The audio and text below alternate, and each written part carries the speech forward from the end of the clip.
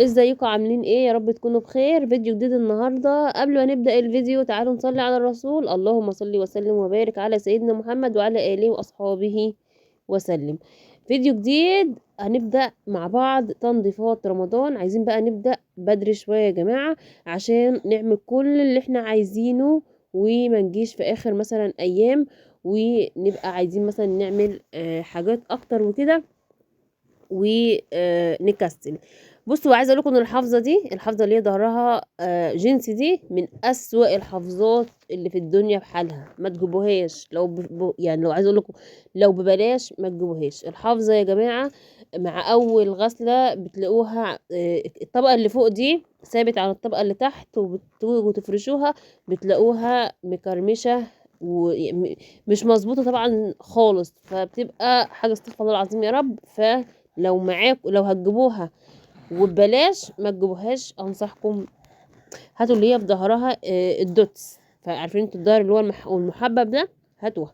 المهم تعالوا بقى نخش على الروتين بتاعنا النهارده. روتيننا النهارده جامد جموده اخر حاجه. هنعمل مع بعض النهارده هنشقلب الدنيا من فوقها لتحتيها، هنجيب اليمين في الشمال وهنجيب الشمال في اليمين، وهنعمل النهارده حاجات كتير قوي. هنغير النظام بتاع الصاله، عايزين كده نغير ونجدد النظام عشان نحس ان فيه تغيير حصل. تمام. انا بحب مثلا ايه اجيب الكنبه دي من هنا، ويعني دي اجيب الكنبه دي مكان دي، واجيب مثلا ترابيزه انقلها اليمه التانية، اشيل حاجه مكان حاجه. المهم عشان عيني دايما على طول ما تاخدش، او عيني مثلا دايما واخده على النظام ده، فمهما اعمل واشيل واحط واكنس وامسح لا مفيش تغيير. في نظافه بس مفيش تغيير. فاحنا النهارده عايزين نعمل تغيير. فانا بصوا بقى، خليكم مركزين معايا. انا شلت الكنبه دي و آه طبعا عايزه اقول لكم طبعا تحتها اطفال يا جماعه، اطفال احباب الله. تحتها بصوا بقى كراريس وكشاكيل واقلام وبسريات وحاجات. بصوا زي ما انتوا شفتوا كده، وزي ما عندنا كلنا في البيوت، ربنا يهديهم يا رب. بصوا بقى الكنبه اللي هي فيها مثلثات دي، انا جبتها في النص ما بين، طبعا عايزه اقول لكم ان الصاله عندنا مقسومه، هي يعني قطعتين. فانا حطيت الكنبه اللي هي في المثلثات دي حطيتها في النص، يعني قسمت خليت يبقى فيه اوضه ركنه والصاله دي. تمام. ملاحظين معايا ولا تايهين مني؟ لا انتوا معايا. والكنبه او الحته اللي هي بتاعت القطعه اللي هي بتاعت الركنه دي جبتها مكان الكنبه. حلو، هو الموضوع واضح. بصوا بقى هنا كنت عايزة اعمل ايه. كنت عايزة احط البف ده عشان اكمل بيه الركنة، يعني عايزة اعملها، عايزة اظبط الدنيا. يعني انا شايفة ان هي ايه عايزة تتظبط، فانا عمالة اشيل من هنا واحط هنا، لا هنا هينفع لا هنا مش هينفع، وعمالة اشيل واحط واظبط يعني مع نفسي كده ان انا اوصل لحل يرضيني ويرضي نفسيتي من جوه، عشان انا لازم يبقى نفسيتي كده مرضية عشان خاطر ايه يعني احس ان انا عملت حاجة. فاهمين؟ المهم عملت كده ورحت حاطه الترابيزه زي ما انتوا شفتوا كده. انا هو في هما اتنين بف يا جماعه، واحد بوقف احط عليه ترابيزه، والتاني اللي هو بحطه كده. ده بصوا ده حل كده انا وصلت له. ده يعني ده اخر حل انا وصلت له. في بعد ما اشيل واحط وعماله قعدت احير واضيع كتير لحد ما وصلت للحل ده.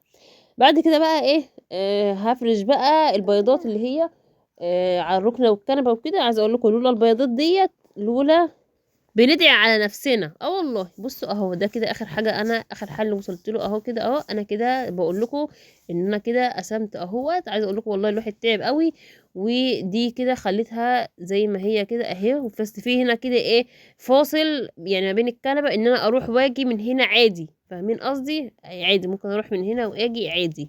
وبدات برضو الاوضه التانية ان انا اشيل كل القطع كده واكنس من وراها. انا ما مسحتش ليه عشان خاطر مثلا كمان 10 ايام هعمل كمان، هعمل العملة دي مرة كمان، وهمسح بقى وهفرش فرش نضيف. عشان بقى ايه شهر رمضان بقى ده كله ان شاء الله. عايزه اقول لكم انا مش هعمل حاجه فيه، يعني هقعد مثلا ايه حوالي، هو شهر رمضان مثلا ايه 20 يوم، وهنبدا مثلا ايه بعد 20 يوم رمضان هو ال10 ايام الاواخر دول هنبدا بقى نعمل بقى الكحك والبسكويت بقى وهنروق ومش عارفه ايه والكلام ده كله. فاهمين قصدي؟ فعايزين نقعد 20 يوم كده. كل اللي احنا بنعمله ان احنا هنروق من على الوش وهنكنس وهنعمل اكل وهنعمل الحاجات اللي هي التانية بتاعت رمضان بقى ان شاء الله. هنقرا القرآن وهنروح نصلي في الجامع وكده يعني عارفين اللي هي الطقوس اللي هي بتاعة رمضان دي. عايزة اقول لكم انا في رمضان مش بتابع مسلسلات، هو مسلسل واحد اللي بتابعه، اللي هو يعني في مسلسل كده بيشدني، هو ده اللي انا بتابعه. ابقى كذابة لو قلت انا بتابعش حاجة، لا انا بتابع مسلسل واحد فقط في رمضان، مش بتابع اكتر من كده. ده لو في مسلسل مثلا عجبني وشدني بأمانة يعني. المهم خلصت بقى كده وفرشت البيضات.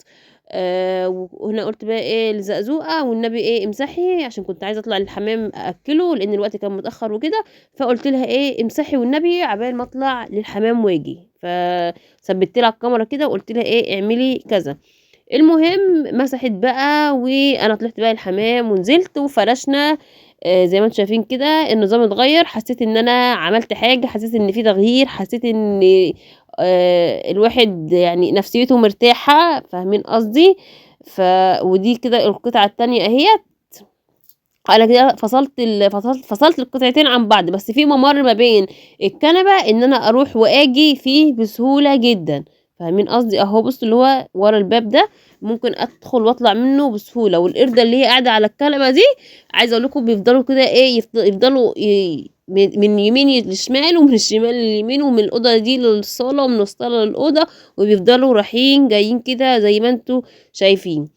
ايه رأيكم بقى في النظام ده؟ اسيبه على كده في رمضان، لان انا ممكن اسيبه على كده في رمضان، وفي العيد اما اجي اعملها في العيد اروح فتحاها على بعض. المساحة حلوة واسعة، اللي هي الصالة يعني مثلا لما نيجي ناكل فيها وكده، لا هي حلوة وواسعة وكبيرة ما شاء الله. يعني مثلا هي واخدة دلوقتي سجادة 2 في 3 وشريط متر في 4 باين او في 3 متر في 3. هنا بقى صورت لكم وانا باكل الحمام اهوت. بتحبوا انتوا الفقره اللي هي بتاعه تاكيل الحمام دي؟ ليه باكل الحمام؟ عشان خاطر لو انا مثلا هربيه، لو انا يعني هبيعه فبيبقى ما شاء الله يعني مليان لحم، او لو انا هذبحه برضو بيبقى مليان لحم. فانا يعني بعمل الوجبه دي مع الاكل بتاع اهلهم، الاهالي يعني الذكر والنتايه.